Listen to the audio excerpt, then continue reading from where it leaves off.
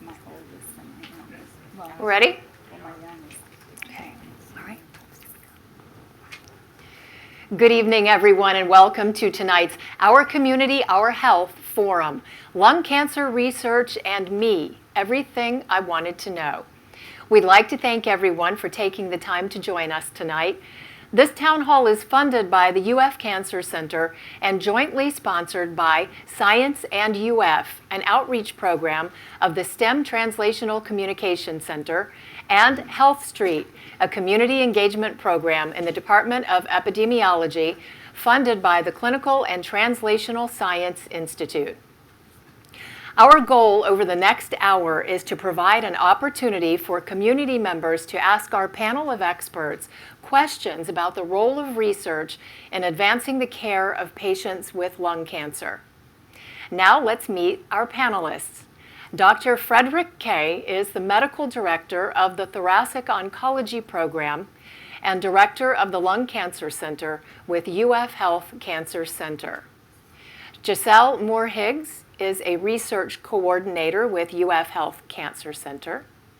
And Faya Bainbridge is a small cell lung cancer survivor. Before we get started, we'd like to get a better understanding of you, our audience. Text the code OCOH to 22333 to join our polling session, and then tell us why you're watching. Respond with patient if you've been diagnosed with lung cancer. Respond with family if you have a family member or friend with lung cancer. Respond with research if you are a person without a direct connection to cancer but are interested in learning more information about lung cancer research. For those of you joining us on the web, we would like to ask you to please take a moment to fill out a very short survey so we can get to know a bit about your thoughts on cancer research. Please use the pre-event link that is found under the surveys heading on the live stream page to participate in our survey. Okay, well, we will start off by talking a little bit about the general path that cancer treatment follows. And Dr. Kaye, I'd like to start with you. It's probably safe to say that prevention is important in the process. What can you tell us about preventive measures that people can take when it comes to lung cancer?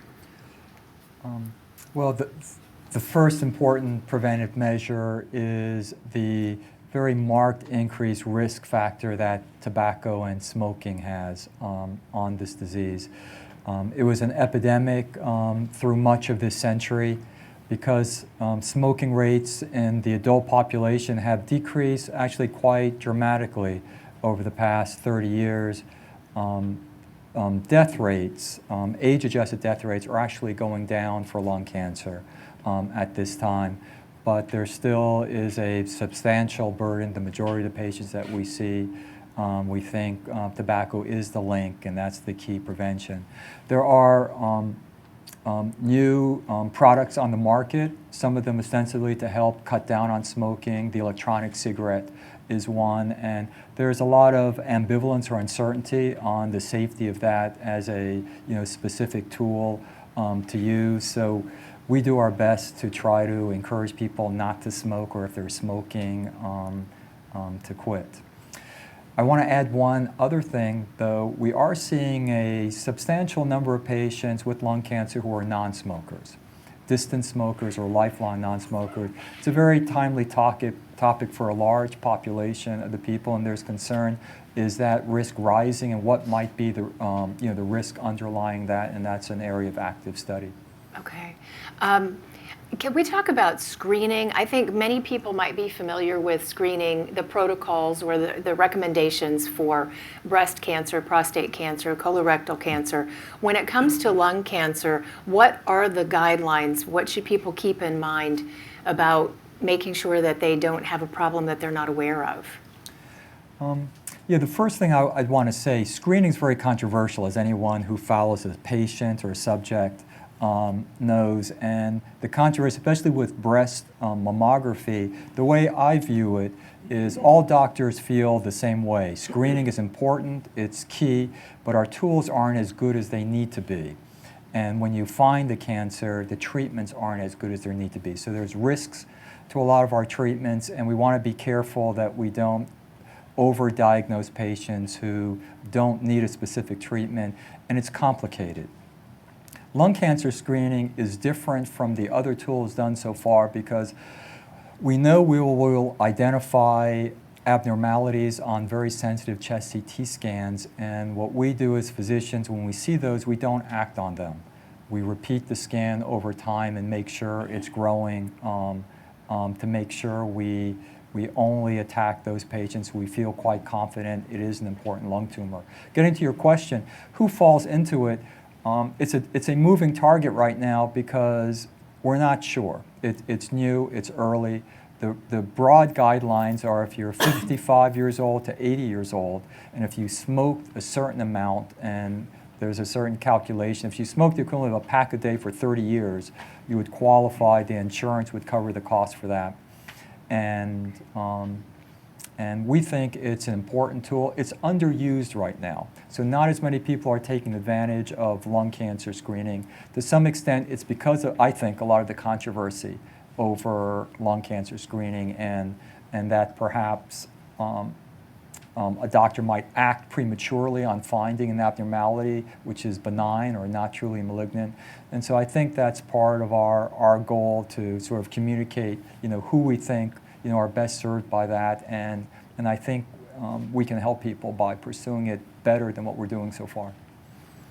And when it comes to lung cancer research, and Gigi, I'd like to bring you into this part of the conversation. Can you tell us a little bit about what a lung cancer research study is and why those are important? Our clinical research trials are based on trying to find better treatments for lung cancer.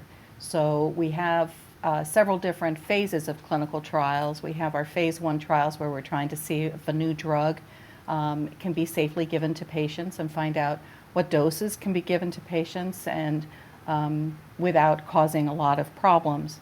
Phase 2 trials, when you have a new drug, then you're trying to determine if it's going to have efficacy or work against a particular tumor type. And usually those are small trials, small groups of 30 to 120 people in general. And then we have our phase 3 trials where we're actually looking to see if that new drug works equally as well or even better than what we're currently doing in standard of care. So for lung cancer trials, many of them are focused on new drugs or immunotherapy, personalized medicine, where we're actually looking to see if we can find a particular abnormality in the tumor that we can target with our drugs. Okay. And Dr. Kay, why is that? Why is it important that people take part in research studies? Maybe it seems like the answer goes without saying, but I think people might have concerns about being part of a study. Well, I think for lung cancer in specific, I've been doing basic, laboratory-based research in lung cancer for more than 30 years. And the past 10 years is an incredibly exciting phase for basic science and science behind, what's driving these lung tumors and really new and innovative treatment opportunities.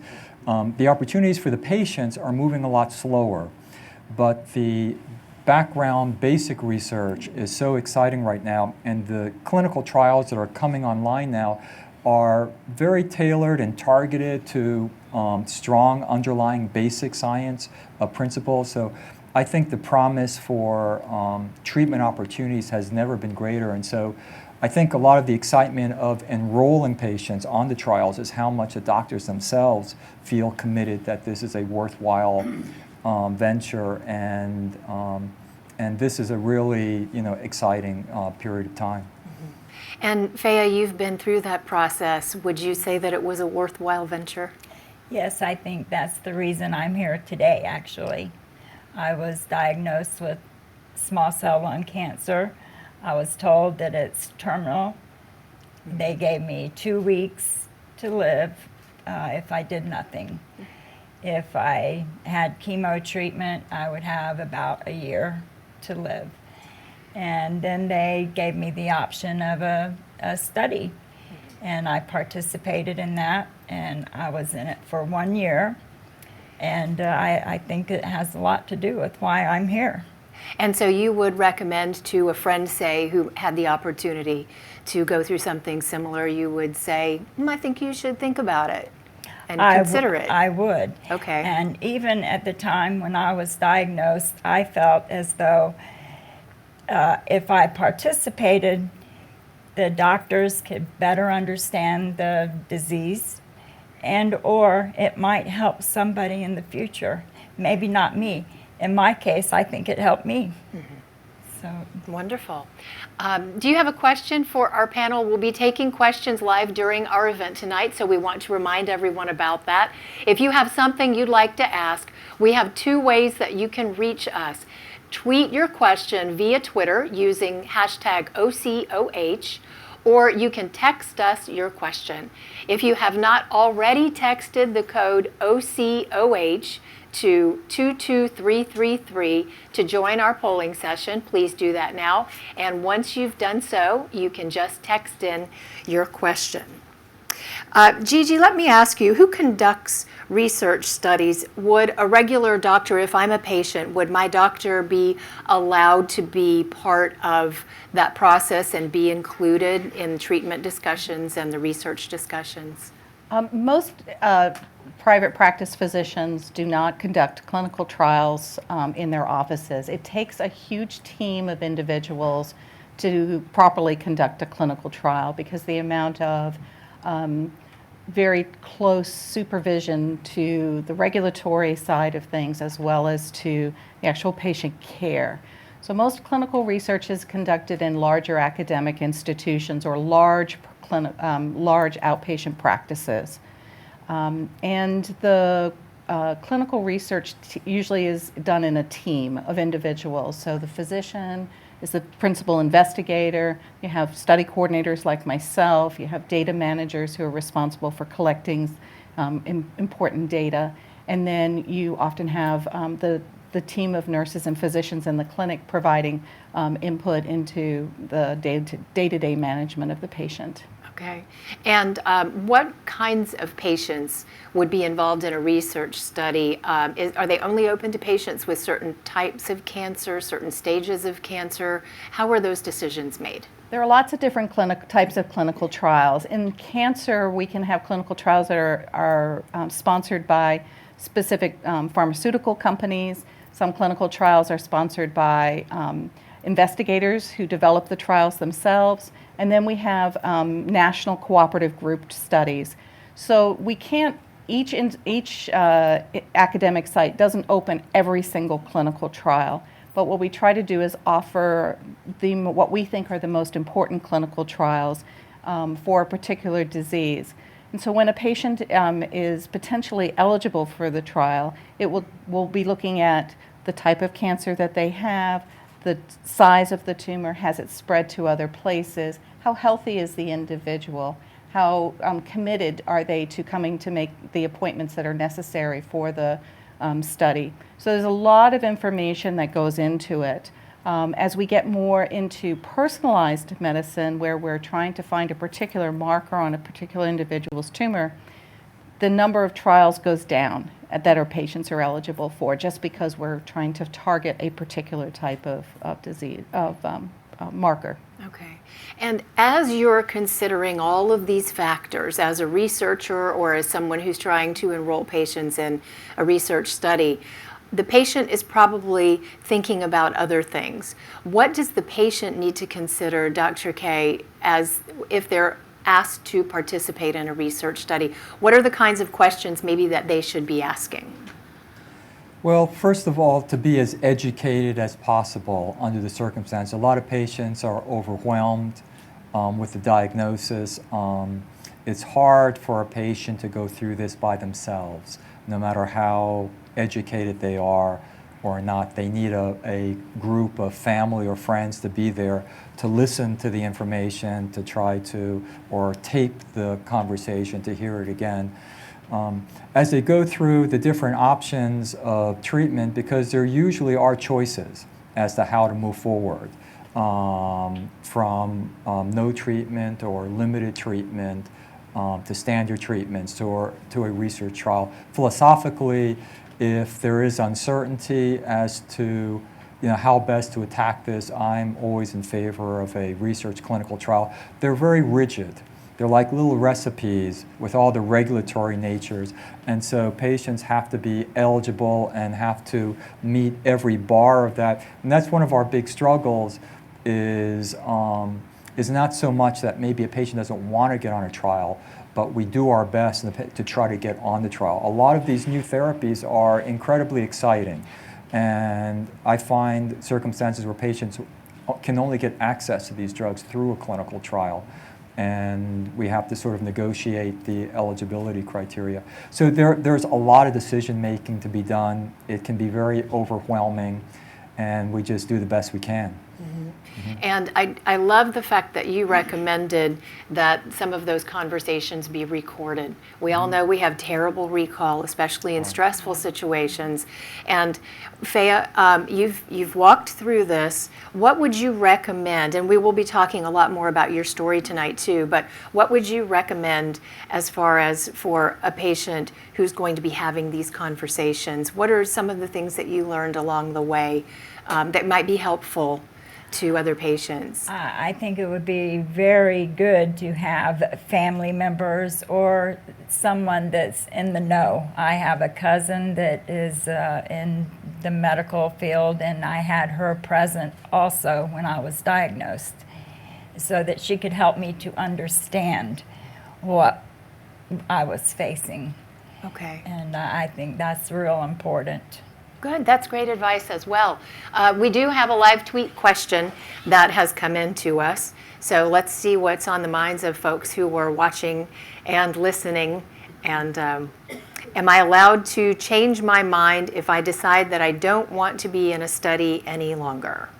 Yes. Yes. Okay, Yes, so that's you what you are. were told. Gigi, is that what you tell people when they ask? Every patient who enrolls on a clinical trial does have the option at any point during the trial, whether it's the day after they sign their consent or if it's a week before the end of their treatment, if they say, enough, I want to stop the protocol and want to get off, they come off the study. All right. And I might add in also, as the doctor, I have the option to change my mind too. And it goes both ways, and it goes for all decision making, because a lot of decisions are faced on certain circumstances, decisions of hospice enrollment that we like to integrate as much as we can, even with active treatments. And I think all those decisions, you can change your mind, and it's a process or a journey. It's not like dead ends for any of those decisions. And what would be an example of a doctor changing his or her mind? Why might you change your mind? Yeah, we do our best reading into the future. We don't have perfect treatments, and we're very aware of that, whether it's our standard treatments or on research therapy. And so we are weighing as best we can, risks and benefits. Every patient's a little different. And we watch through every cycle of treatment and make our estimates, what's best for the patient as we're going forward. So I don't feel like I'm locked into, treatments necessarily. We're looking to be, even though we're rigid within the clinical trials, and there's a lot of evidence-based medicine that is somewhat rigid, but we also try to be creative, at the same time, and try to see what we think is best moving forward. And when it comes to clinical trials or research studies, we know that minorities are underrepresented. Do you have any idea why that might be? Yeah, I don't do research in that aspect. I do know in our clinics, we see, some representation of minorities, and my personal experience, my sense is that if whoever comes in with the family support, that they tend to do about as well as patients who don't.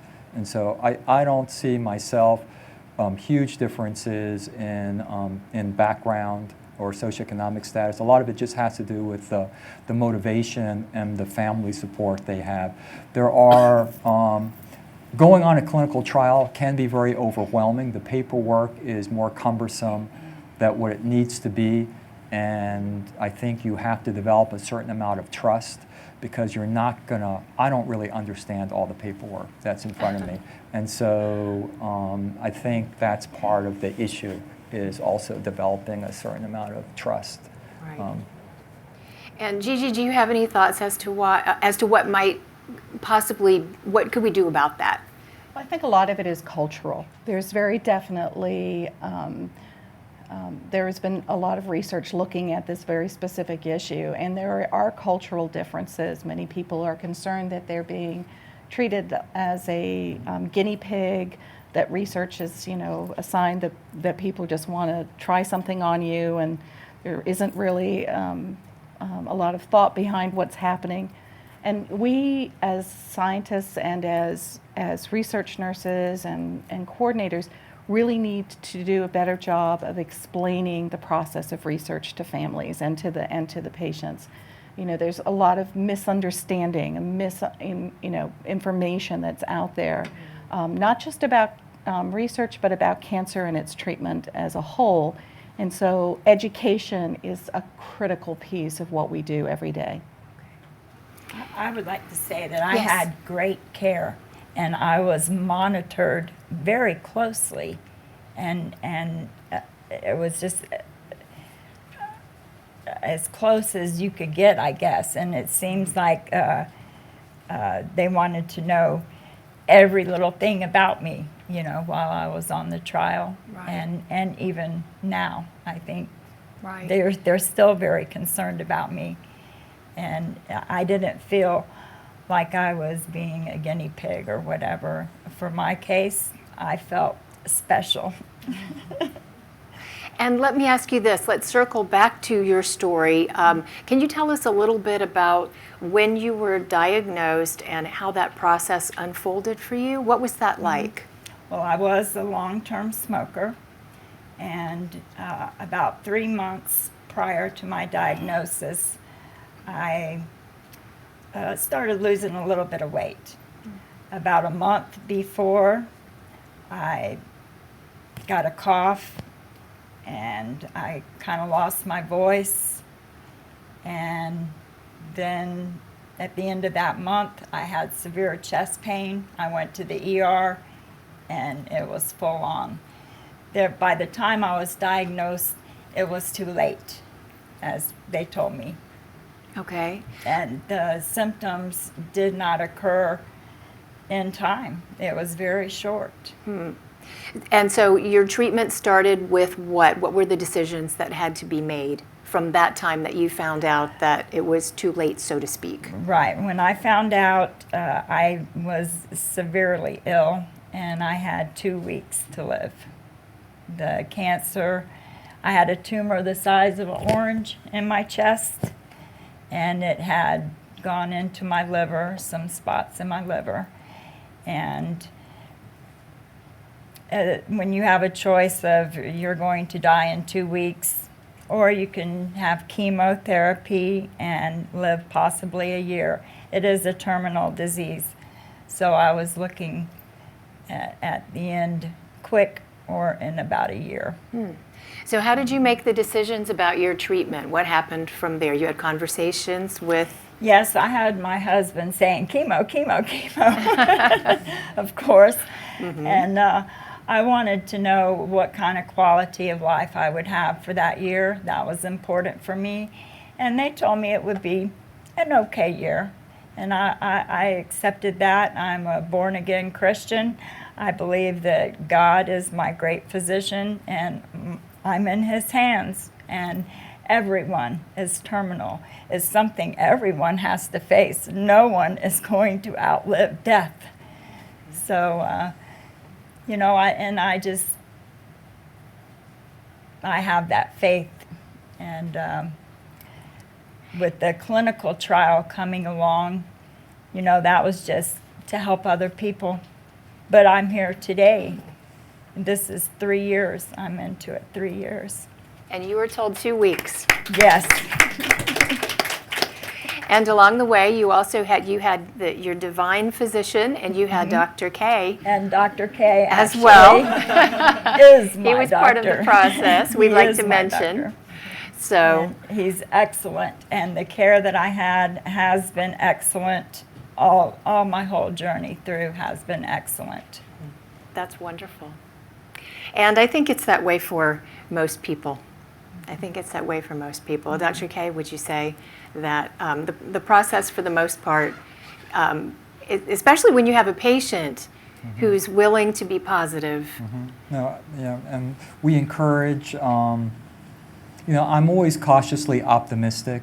Our goal is, as best we can, is to cure this disease. Just from a basic science point of view, that's what's driving us forward. And as I mentioned before, there's a lot of excitement in the laboratory. It's moving too slowly for patients. We have quite a few patients that, the way I phrase it, do better than expected. And we're very satisfied with that. But I'm also very mindful we have a lot of patients who don't do as well as we want to do, and that sort of weighs on all of us at the same time. So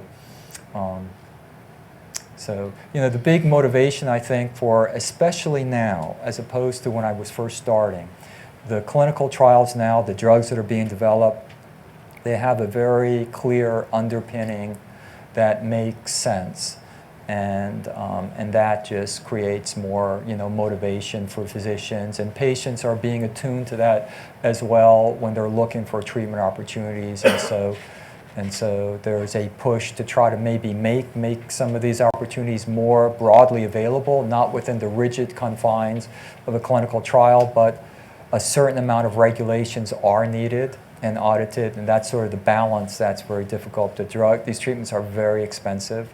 They're probably too expensive, and that's one of the other things in the background. One of the challenges. One of the challenges that we're trying to wrap our arms around. Right. We do have more questions coming in via Twitter, so we'd like to take a look at some of those. And one that just came in to us, Faya, did you keep a journal and other records to help you keep up with all of the information through the process of the study? I did sort of keep a journal. It was more everything I ate, everything that I did during the day. And I ate a lot of fruit bars. And I had consumed a lot of grapefruit. Oh, okay. As I look back on all of that. Now, I did, through the process, I would get a shot for my white blood count. Rarely, occasionally you would get that. And that was to help my white blood count get better a little bit. And it would cause my chest to hurt, and I used ice packs. That's what I did for that. Okay. And I think I had 1 unit of blood at one time that I needed to get. And, I just kept track of all of that and everything that my children were doing. That's part of the process, too. Yes. Good. And don't forget, you can tweet or text in your questions for our panelists. Tweet your question using hashtag OCOH. And if you would like to text the code OCOH to 22333 to join our polling session, please do so. Once you've joined, you can text in your question. Now, we're going to change gears a bit right here. We've heard the panel talk about some of the issues that people may face when making a decision about their care. But how does that play out in real life? The UF Center for Arts in Medicine has prepared a brief performance showing what these conversations sometimes look like.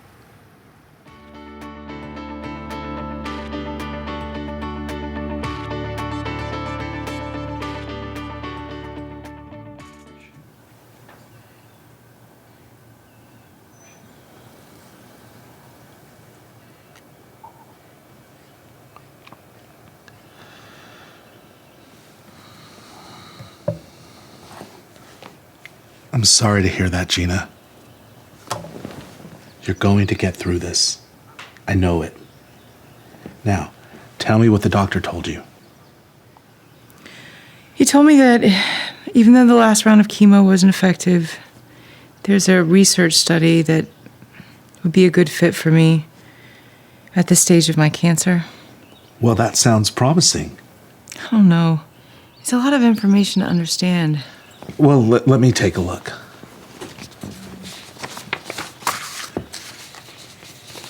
Okay. Well, it says right here that the study will last for 3 years and that you'll be monitored and screened regularly for any abnormalities. Would I have to go into the hospital more than I do now? I don't think so. It depends on what group you'll be in, and it looks to me like they're going to divide the study into 3 groups. One's going to get the new drug in pill form and take it with meals every day. The second group will get a slightly stronger dose of the new drug and take it with meals every day. And the third group will get the standard chemotherapy treatment. How do I know what group I'll be in? I don't think you will know until you're enrolled in the study and assigned a group. But if I got into the group with the new drug, I'd know that? It says it's an open label study, so I believe so, yes. And if I take the new drug every day by pill, I'd actually have to go into the hospital less? Perhaps. It says right here that they're going to monitor you closely for any adverse effects and that they're going to draw blood every 3 weeks. Do you think it's safe? I can't tell you that, Gina. I can only tell you what it says here. But what if I don't want to be a part of the study anymore? Do you think they're going to make me stay in it? No, it says right here that you have the right to opt out anytime you want to. Really? Yes, and I'm also seeing a lot of exclusion criteria. Did your doctor tell you that you qualify? Yes, he said I can do it if I want to. Well, then what do you think? Well, it doesn't sound like I have anything to lose. Maybe I'll call and make an appointment and take the next step. Okay, that sounds like a plan.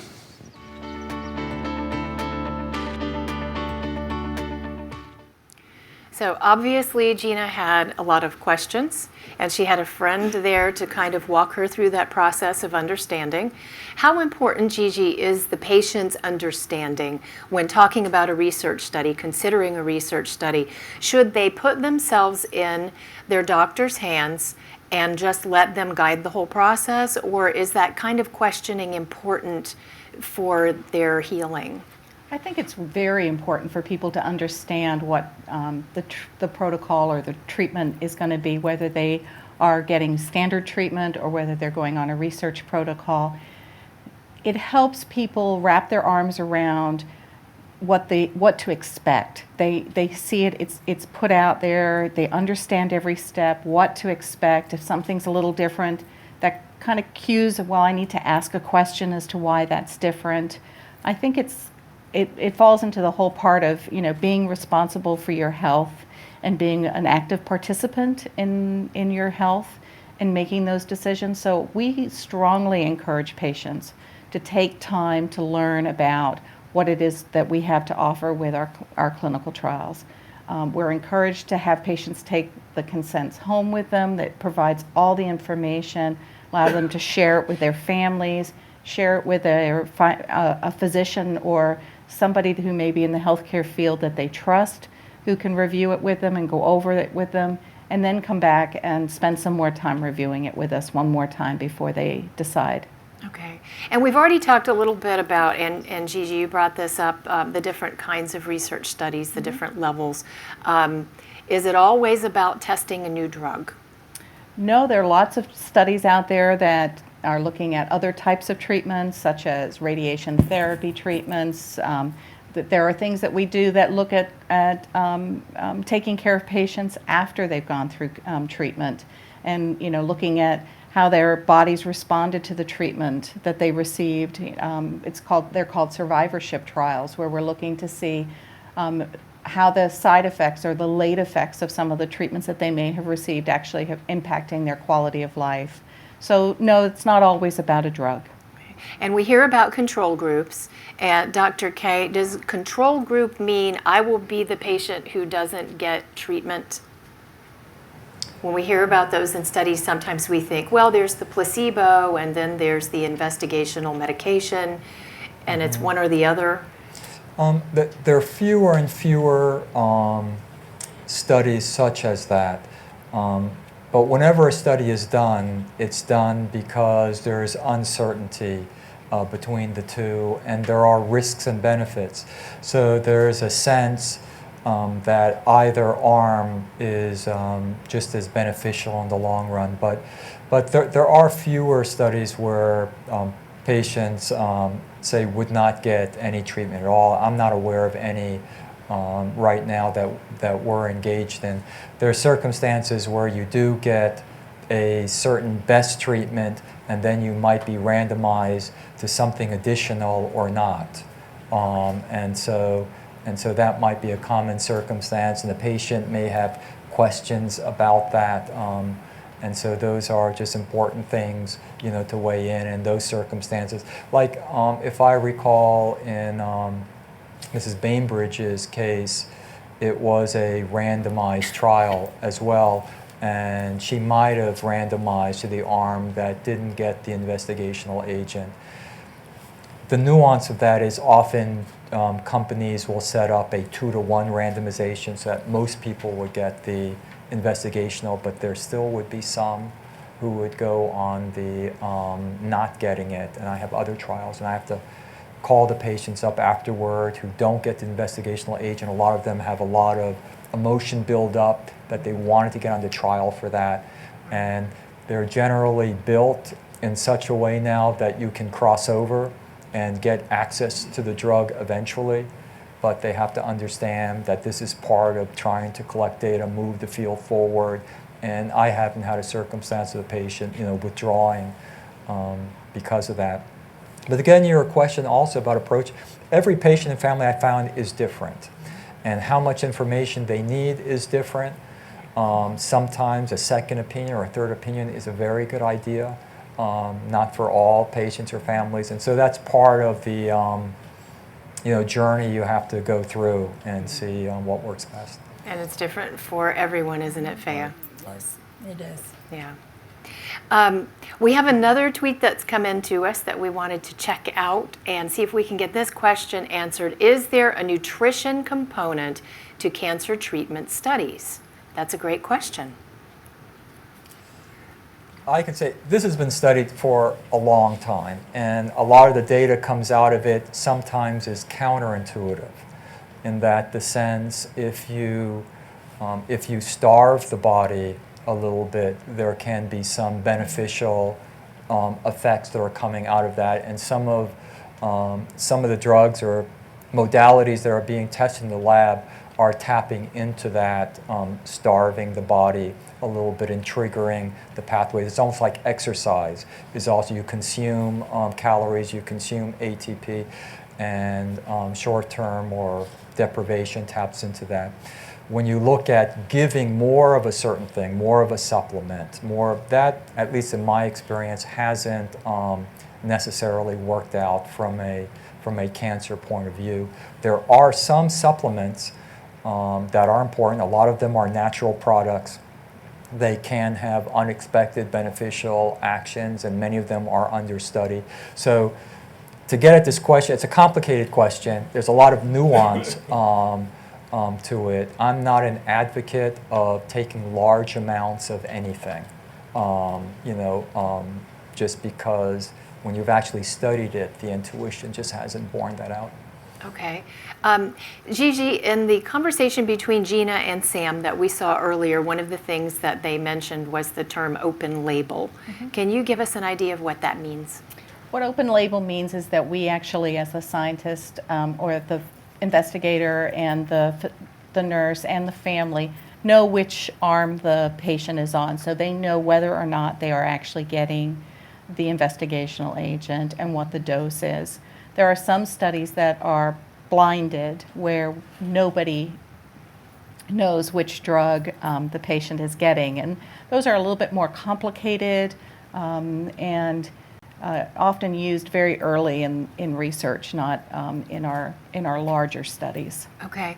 And very early on in our conversation, you mentioned something else that I wanted to ask you about. You mentioned personalized medicine, and that's something that I don't think we heard about a few years ago. What is personalized medicine? What is the focus there compared to what we would think of as standard across the board for everybody medicine? Well, there's different ways to look at personalized medicine. The way we commonly do this in cancer treatments is trying to identify what is the specific genetic event which is driving this patient's particular cancer. And sometimes there are 4 or 5 core mutational events that drive the cancer, and each of them are treatment opportunities. We just don't have the specific drugs that can reach that part of the cell to take advantage of that for most of them. But we have them for a few of them. So we try to get as broad an understanding of what the molecular events are in a patient's cancer. And if a patient has gene mutation A, we have a drug A that we can pull off the shelf that can be quite effective. If they have gene mutation B, we have a drug B, we have a drug C, but we almost stop there. We don't go as far down the alphabet as we need to.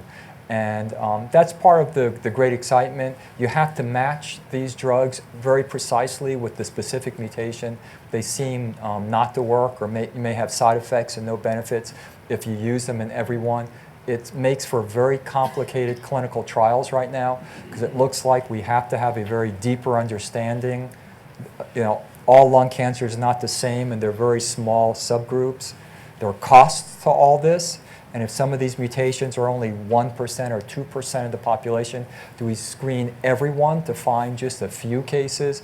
And so these are all very, complicated questions. Every university is handling it differently. Where the field is changing, more information is coming in.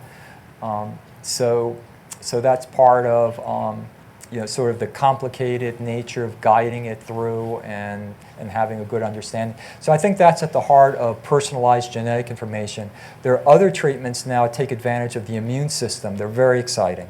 They're not specifically linked with a gene mutation, but it's another completely different type of treatment that lung cancer patients are really taking advantage of, and we're seeing some good responses to that.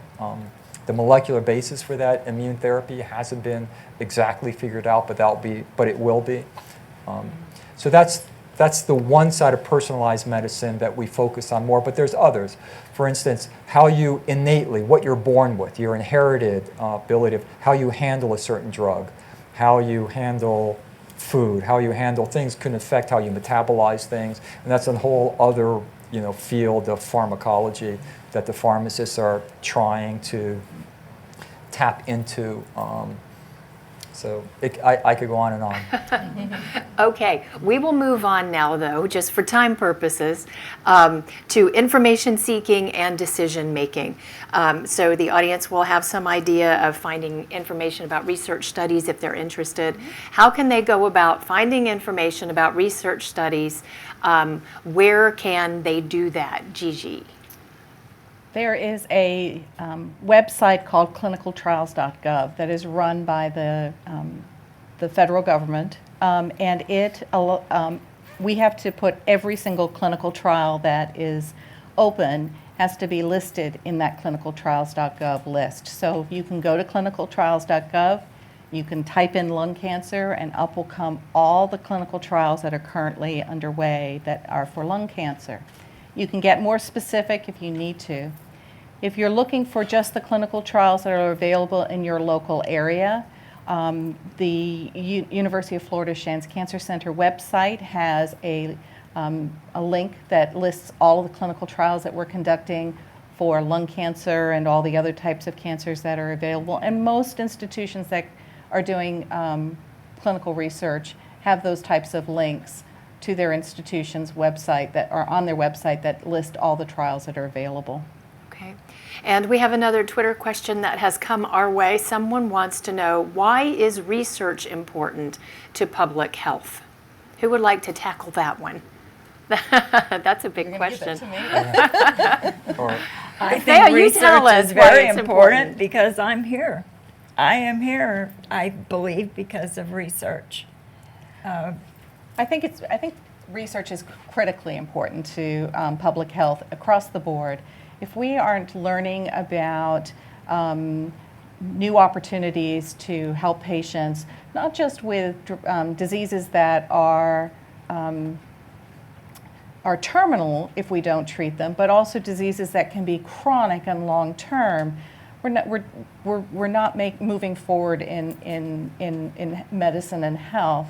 For instance, we have seen a dramatic response of cure to children with leukemia because of clinical research. 50 years ago, most children died of leukemia within the first year or two. Now we're curing 80% of those children, and they're living long, healthy, good lives. So we wouldn't have been able to do that if we didn't have clinical research out there. So clinical research makes a huge difference to how we treat patients with high blood pressure, patients with diabetes. We're making lots and lots of changes that allow people to live long, healthy lives and are able to be contributors to our society. And Dr. Kay, did you want to? Well, I would to add that? just one other plug, and that is there's a focus now, like if you have Alzheimer's or Parkinson's or lung cancer, to focus on cancer specific for that. But in fact, the biggest advances, the biggest change in our fundamental view of how our body works and how things help comes from less targeted research, very basic understanding of what might be very esoteric and small principles of just general processes that happen, so often not in yeast cells, in certain worm cells. So anything that captures the imagination of a scientist of an unusual, any data that is reproducible, that you can explain, underlies an important principle that often turns out to be important. And the biggest advances that I've seen come from that undirected basic research. And I'm just a big plug for that. Okay. Right. And if I do my own research as a patient, I come across the opportunity for a research study, am I allowed to ask to be part of it? Absolutely, absolutely. And what we recommend, and patients will often come in with 5 or 6 protocols that they found on the internet, and they will ask us about those trials. And if we do have the trial available and they are eligible for that trial, we'll continue to move on in the process of considering them for enrollment. If we don't have the clinical trial available, we have often hooked patients up with another institution that does have a clinical trial, or that particular clinical trial that they may be eligible for, and referred them to that institution to be considered. All right. And is there any additional cost or any cost to the patient if they do become involved in a research study?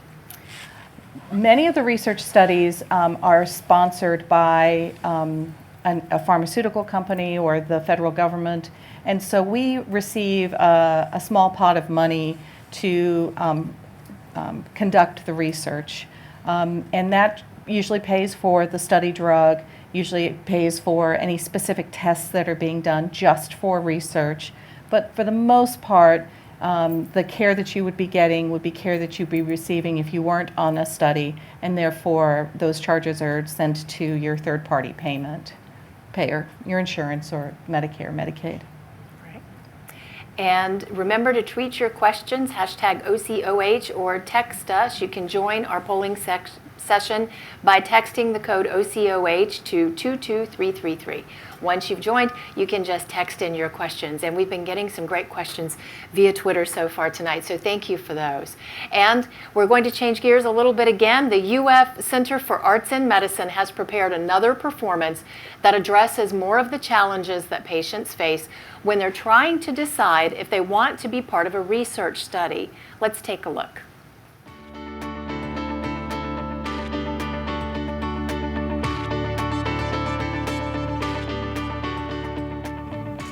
I remember hearing all these horror stories about studies back in the 60s. These studies were just to make the doctors look good and advance medicine. They don't give a damn about us. Oh, come on, Mike. Medicine has come a long way since then. And a lot has been done to protect patients since those terrible things happened. In the 70s, there was a national commission, and the government stepped in to regulate these issues. What does the government know about medicine? Probably not much. But they listen to the experts and set up national review boards which rigorously monitor this issue. How do you know all this? I read about it all online. I want to know all about this so that I can help you with your decision. Well, all this doesn't mean that the drugs they want to give me won't kill me. But it does mean that the people who are running the study have deemed it as valuable, and they have gone through a lot of regulation to get to this point. If you decide to sign up for a study like this, they agree to take care of you, to monitor you, and to answer any questions you might have. And you're not going into this blind, Mike. You have to understand it completely and consent before you can participate. What exactly does that mean? It means you make an appointment with your oncologist, and she goes through every detail of the study with you. She outlines all the risks and the benefits, what you can expect to happen, and you can ask any questions that you might have. Will you go with me? Of course I'll go with you, sweetheart. Look, if your cancer had responded to this last chemo, we wouldn't even be talking about this. I think that the least we can do is consider something different. I know you don't like doctors much, but maybe if you read a little more about this, you might feel differently. Well, point taken. So, you're the expert now, huh? Maybe.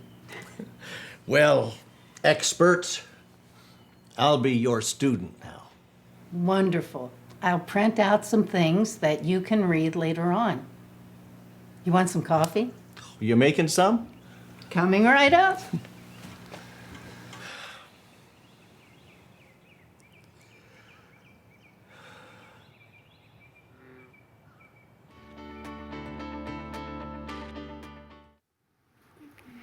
And probably not an uncommon level of concern there when considering a research study. Are there, I would assume that most patients would probably wonder about protections that might be in place. Are there standard baseline protections that we have some reassurance as patients that it's going to be, you'll be protected? Well, I think the first thing, for some of the trials that we do, and the early stage trials, phase 1 trials, there's no assurance that the treatment is going to be beneficial to the patient. So to some extent, going on a research trial is a form of altruism, a form of wanting to contribute to moving the field forward. And one of the concerns has been made is that oftentimes patients might have an unrealistic perception of personal benefit that isn't there, and if that's a form of coercion, or not. But I think in my experience, a lot of patients want to help. They want to move the field forward. There are limitations. It's the exclusion criteria, the eligibility. And so at least that's been my experience, but every patient is different. So that's one. I don't know if Bea has a. It was important to me that the doctors better understand the disease and if it could help people in the future. So not necessarily every patient in every case gets helped himself or herself, but there was another reason for you deciding to be part of that. Right. I thought that my time was limited, and any research that I participated in, the study would be for other people in the future.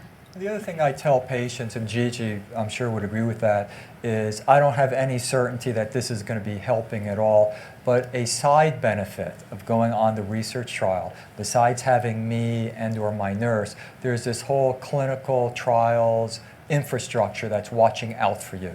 And we have another set of nurses, another set of ears, like another navigator or coordinator, and it's like another security blanket that I think adds benefit to the patient. So it's an unexpected, benefit just to consider. And we're very careful.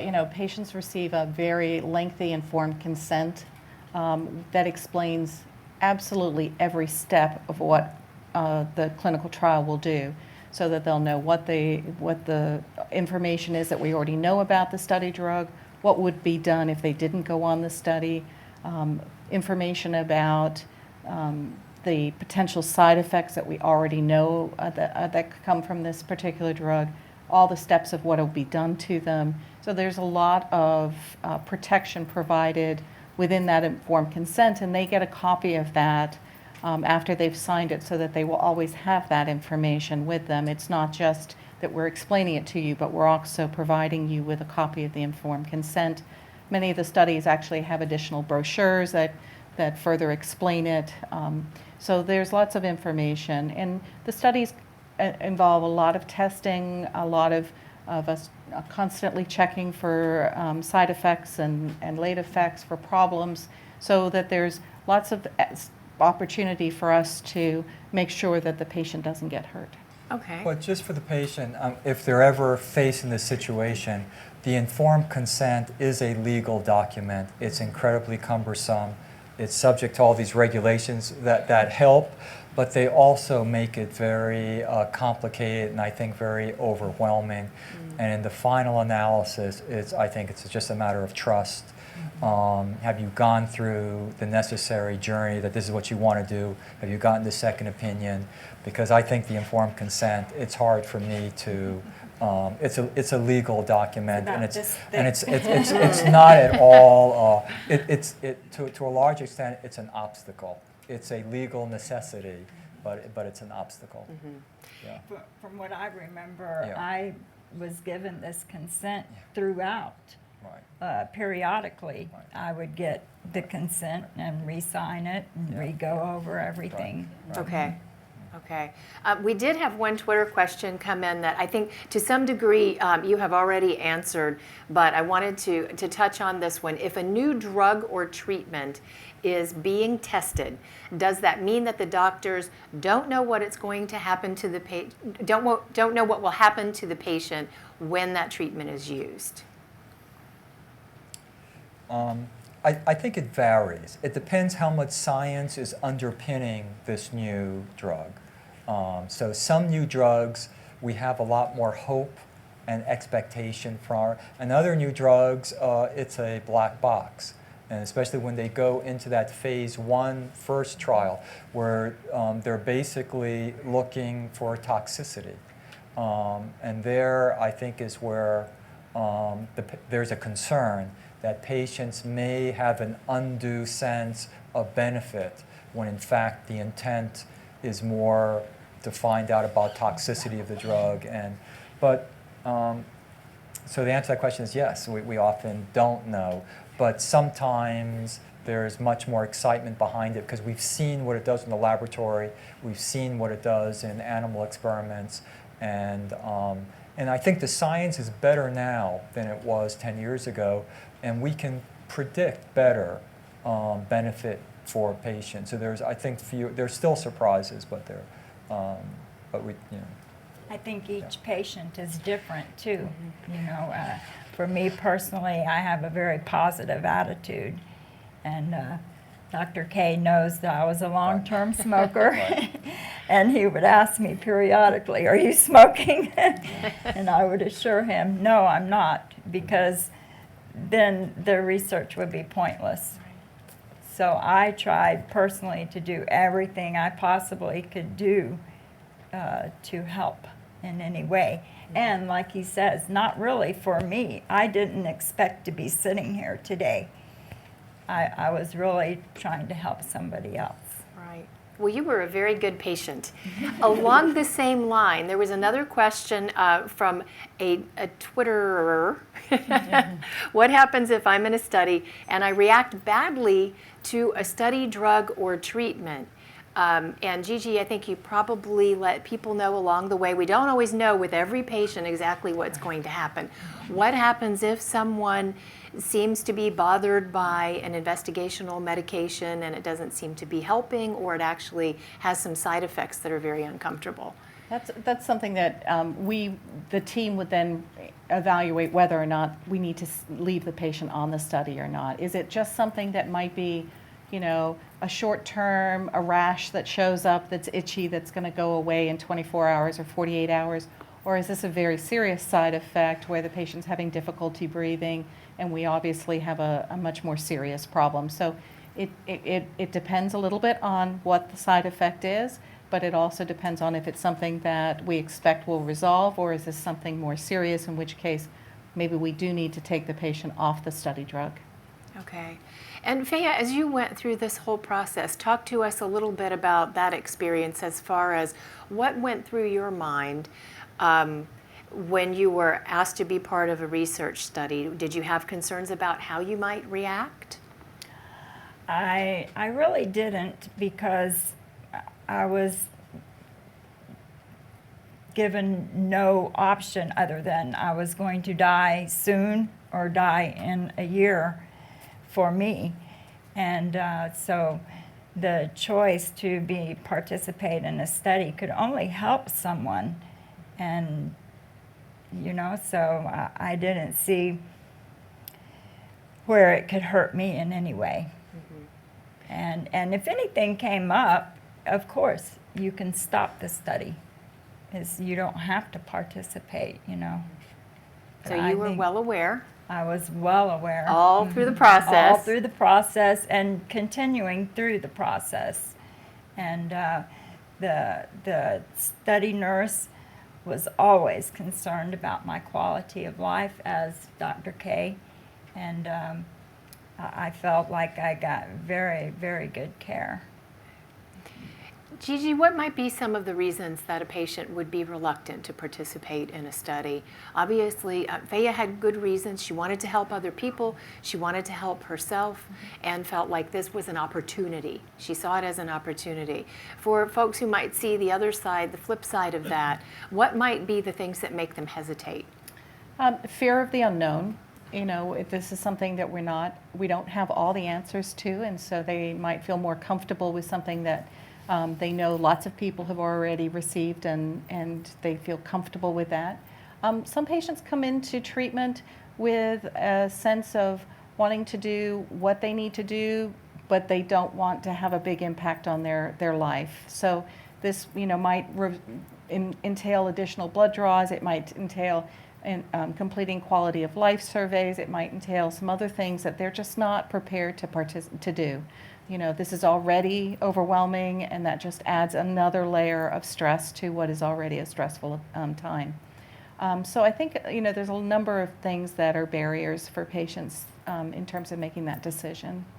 And what might be the role for Health Street in all of this? We have another Twitter question. How do programs like Health Street help research? And can Health Street help me get connected to studies? Health Street has been wonderful about identifying potential patients in the community who might benefit from research that's being conducted at the University of Florida. So when they're doing some of their clinical settings, some of their clinic settings, or when they're doing screenings for different diseases, they may identify patients who might be eligible for a clinical trial. They also conduct research, looking to help us identify how to better approach patients about research, about helping to help patients connect to available research as well as hosting events like tonight, which gets the word out there that we are conducting research and that how to make that happen. Faya, we haven't talked much about your family and how engaged they were in the process. Was that part of the process for you, and was it important to you? Yes, very important. I'm a very family person. I have a husband of 37 years. I have 5 children, 6 grandchildren, and in my care, my mother, who was, I think she was 88 at the time that I was diagnosed, she was my caretaker. And I had a PICC line for 4 months. She flushed my PICC line every day. Between her and my husband, they fed me well, and I actually gained almost 50 pounds. Oh my gosh, that's probably a little bit unusual. I've always been thin, yeah. It was good for me because I was very underweight when I was diagnosed. So, and right now I'm doing well with my weight. And but my family is very important to me. They always, a member took me to my treatments, and with the clinical trial, the study that I was participating in, I had a day 1 and a day 8. And then I skipped a week, and a day 1 and day 8, and skipped a week. So, and I did that for a year, and I always had family with me, and it was a big support to me. I love them all dearly. That's wonderful. And Dr. K, did mom come to you and say, listen, Sonny, you better take good care of my daughter? My sister, No. I think. Oh, did she? But you know what? You know, because it's again, there's a lot of things that are counterintuitive, and you would think in adult oncology, because it's a difficult. Our treatments aren't as good as we want them to be, and many patients don't do that well. And there'd be a sense of it be a difficult environment to work in. And yet, if you look at nurses that work in adult oncology settings, there's a lot of stability. The different places I've gone to, there's very little turnover. You'll find nurses that have worked there for 10 years, 20 years. And that's true here also. And a lot of that is because you get to know the patients in a very personal way and their families. And that generates, I think, a lot of personal satisfaction in regard from the infusion staff and the nursing staff. And I don't think it's necessarily specific here at University of Florida. I think that's something that happens at any well-run oncology center. And I think Mrs. Bainbridge is one of just many patients that we just get to know them well. Over a period of time, and I think the patients sense that as well. So our physical plant is very stark. It's not very fancy, but the staff is very good, and I think the patients sort of respond to that, and the staff sort of resonate with that. And Faye, I think our viewers watching and listening from afar are very fascinated with your story. We had another question come in for you. What was your home life like during your study? Ooh, okay. Well, I actually stayed home a lot. If I did go out, I masked and I gloved. I protected myself.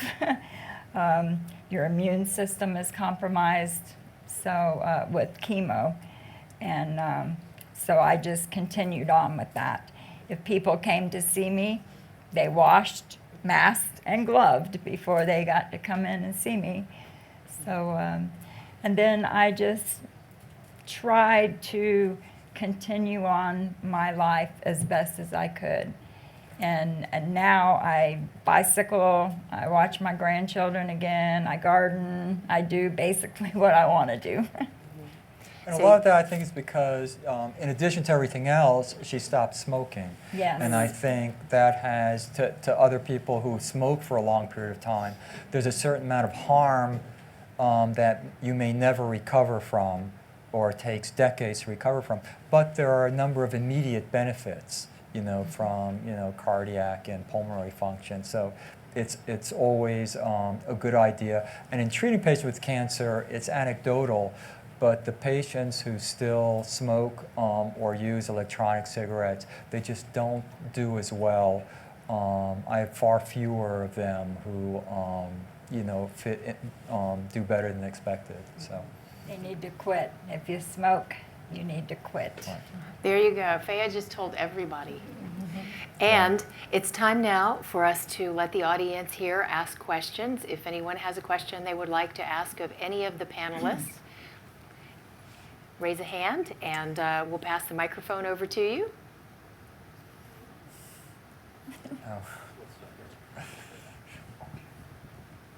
Hello, and what's your name? I'm Carlos. Hi, Carlos.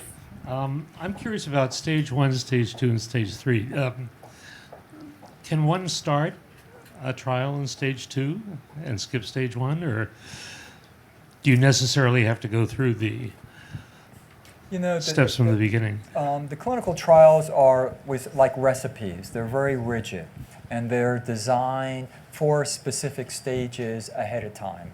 And so that's one of the eligibility criteria that you would have to fit into.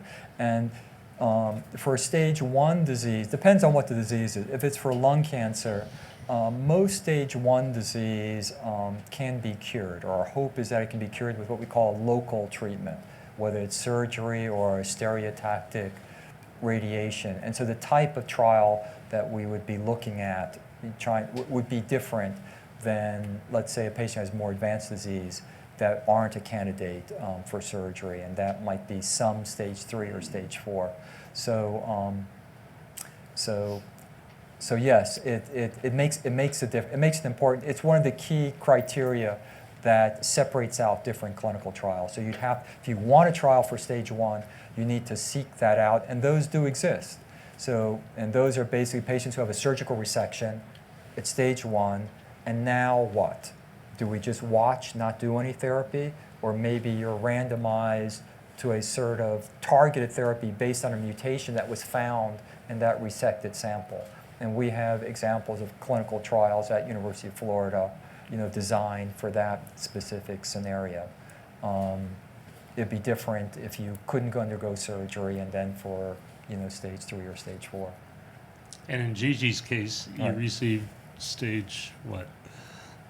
Oh, no, I think the phases that are different than the Oh, yeah. stages. Oh, yeah. I So misunderstood the that. phases of the clinical Right, yeah. trials Right. are Okay, right. are very dependent on the stage of your disease. So most phase 1 studies are for Right. patients who have failed all other treatment and are wanting to try at least maybe a new drug that is just early in us learning about it, and want to find out if they can go on it. And we learn a lot about that. That's when we find out what kinds of side effects, et cetera, that they're having.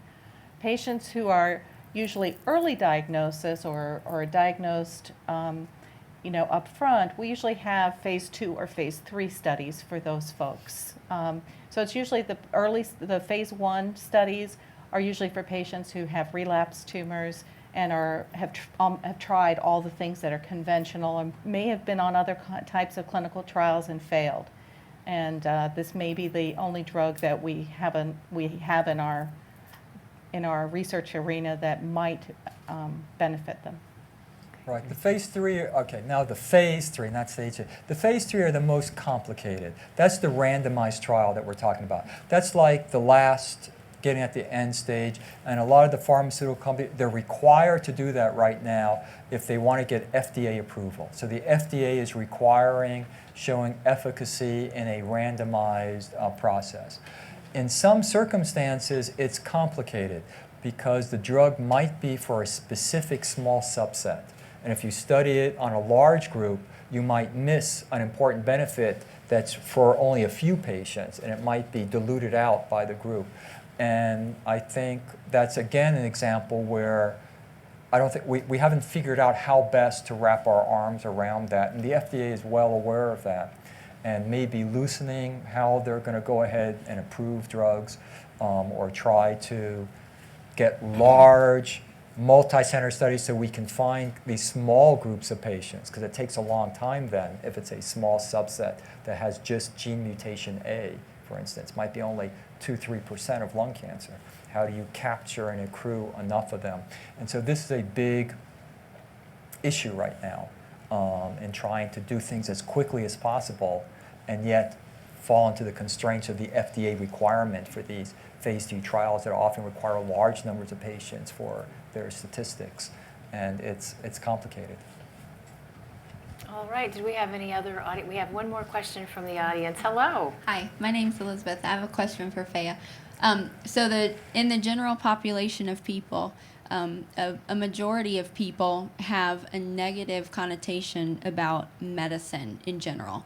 They tend to think of it, doctors, and they're kind of on their pedestal. They don't really have like emotion, like personal warm feelings when they think about it. And a lot of times with medicine, it is associated with bad news and treatments and things. So my question for you for going through the clinical trial, and you were sort of given a prognosis of, well, maybe you have this much amount of time left.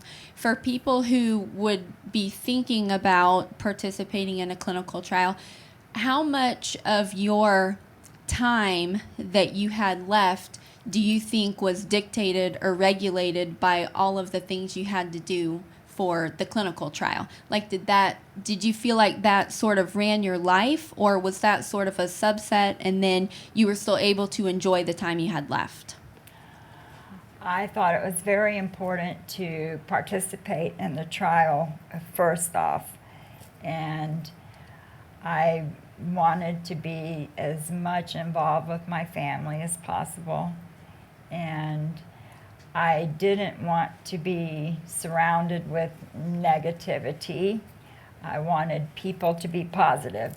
In other words, I didn't want people saying, oh, terrible, and all of that. I wanted the positive. So I surrounded myself with positive people, and I limited who knew about it right off the bat. I come from a small town, and I didn't let the news go out, and just my family members knew about it, and I tried to involve with my family, but I had to protect myself at the same time. So do you, But that's, I was going to say, that's a good question, because forgetting about a clinical trial, when you approach any patient with advanced disease, you try to look through the crystal ball as best you can, is what's going to help the patient, or what might cause side effects, not help the patient, and in retrospect have been a bad idea. And how can you avoid that circumstance? And it's an imperfect decision making. So yes, there's always circumstances that in retrospect, probably should not have done, X, Y, and Z. And, you try to get information from the patient, the family, what trips do they have, what important events do they have coming up, not to, jeopardize, those type of events. And we just do the best you can, I suppose. My granddaughter had a band concert, and I went in gloves, mask, gown, and I went anyway. Good for you. We have a special tweet for you. We're getting ready to wrap up here, but at UF Health Street, that's my mom in the pink. Here's 2 of her 6 grandkids watching the live stream. Look at that. They're watching you right now, doing your thing. So isn't that wonderful? I love you. And unfortunately, we are out of time for tonight. We're trying to find new ways to help people find the information they need about cancer research studies. What would you find most helpful? Text us at 22333 and tell us what you think. Type live if you would like to personally participate in a town hall in your community.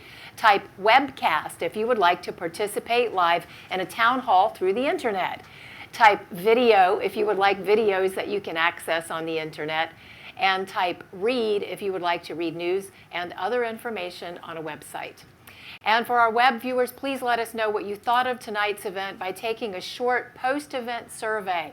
Please use the post-event link found under the surveys heading on the live stream page to participate, and thank you for joining us tonight.